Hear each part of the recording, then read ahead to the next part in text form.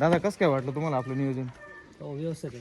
कारण तो एकदम मुरलेला असतो, पौष्टिक असा आहार होतो बकरांसाठी. लाकडं काढून डोळं पडेल आणि आपण रामकृष्ण हरी मंडळी, स्वागत आहे तुमचं आकाशवर व्लॉग मध्ये, नवीन एका ब्लॉग मध्ये मित्रांनो. तर बघू शकता तुम्ही आता आपल्याकडं पाहुणे आले आहेत मित्रांनो, गावातलेच आहेत ते, आपल्या वरुंडी गावचे पोलीस पाटील, त्यांचे मुलगा आहे, बाहेर जॉबला आहे आणि हाय त्यांचा चुलत भाऊ आहे मित्रांनो. तर हे आपल्याकडे अशा कामानिमित्त आले होते. आपल्याकडे कोकरं आहे, बकरं आहे, आपण जे व्हिडिओ टाकत असतो तर ते आपलं थोडंसं जवळ आहे म्हणून ते आले आपल्याकडे चक्करला. नियोजन कसं आहे, चाऱ्याचं नियोजन कसं आहे, काय आपण त्यांना सगळी माहिती दिलेली मित्रांनो. काय होतं, ज्या लोकांना अनुभव नाही त्या लोकांना आपण जे काम करतो त्याच्याबद्दल माहिती दिली पाहिजे. दादा कसं काय वाटलं तुम्हाला आपलं नियोजन? हो व्यवस्थित आहे.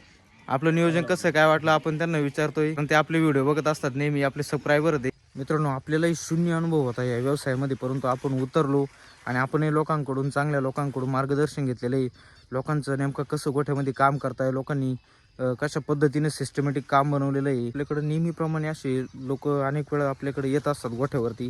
बकरांचं नियोजन कसं आहे, चाऱ्याचं नियोजन कसं आहे, काय तर सगळ्यांना मला मुद्दाम असं सांगायचं आहे, आपल्याकडं जर मुरघास असेल तर बकरांना त्याचा जास्त फायदा होतो. मुरघास म्हणजे जवळजवळ आपण जे त्यांना खाद्य घालतो त्या खाद्याचा काम करतं मित्रांनो मुरघास. कारण तो एकदम मुरलेला असतो, पौष्टिक असा आहार होतो बकरांसाठी.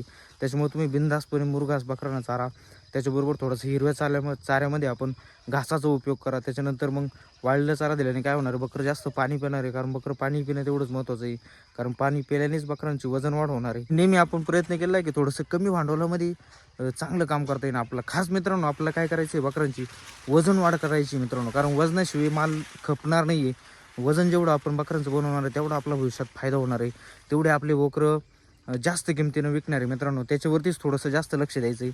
आता आपण व्यवस्थितपणे खाद्य लोकांचं, आपल्याकडं लोक येत आहे, आपलं विचारत आहे मित्रांनो, चांगली गोष्ट आहे. जेवढ्यांना शक्य होतं तेवढ्यांना आपण अजिबात असं निसंकोचपणे सांगत असतो मित्रांनो. कोणालाही आपण कोणत्याही गोष्टीपासून असं लपून ठेवत नाही. जसं आपला व्यवसाय का आपल्यापासून कोणतरी शिकावं, अनेक लोक लोकांकडे जात असतो, लोकांची कामं बघत असतो, लोक नेमका बकराकडं कसं लक्ष देतात, काय ह्या सगळ्या गोष्टी आपण बघितल्या पाहिजे. त्याच्यानंतरच व्यवसाय चालू केला पाहिजे.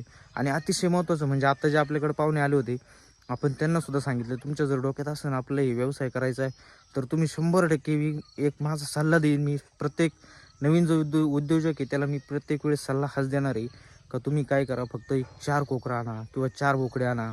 त्याला भले 8 दिवस सेट करा, 8 दिवसामध्ये तुमच्या लक्षात येणार आहे ग्रोथ होती, चांगलं होतं आहे, काय होतं आहे, यांच्या मागं कसं लक्ष दिलं पाहिजे काय. कारण काम हे पूर्ण आपल्याला ग्राउंड फ्लोअरवरती करायचं आहे.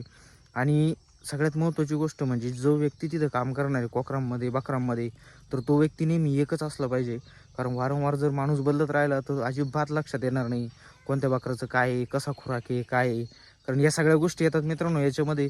तर आपण असे सविस्तर असे व्हिडिओ बनवतोच आहे मित्रांनो. आपल्याकडं लोक येत आहे आपल्याला विचारपूस करायला, पण काय होतं आहे, लोकांकडं वेळ नाही अक्षरशः थांबायला आणि किंवा बाकीच्या गोष्टी करायला. म्हणूनच आपण खास म्हणजे नवीन जे उद्योजक आहे, ज्यांना बकरा पालन करायचं आहे, ज्यांना असं डोक्यात आहे व्यवसाय करायचा शेळ्यांचा, बकरांचा, तर त्यांच्यासाठी आपण असेच व्हिडिओ बनवत असतो मित्रांनो. आता बघा आपण इथं तुती बसवली होती, तुतीचं काय करायचं याची लागवडीची सुद्धा प्रक्रिया आपण तुम्हाला सांगणार व्यवस्थितपणे.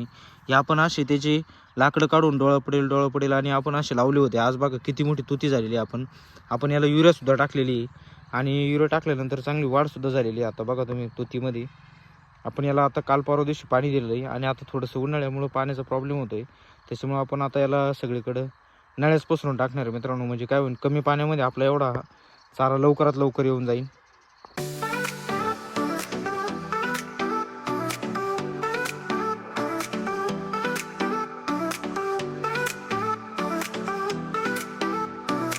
तर मित्रांनो चॅनलवरती नवीन असाल तर चॅनलला सबस्क्राईब करायला विसरू नका, शेजारचं बेल आयकॉन बटन दाबायला विसरू नका.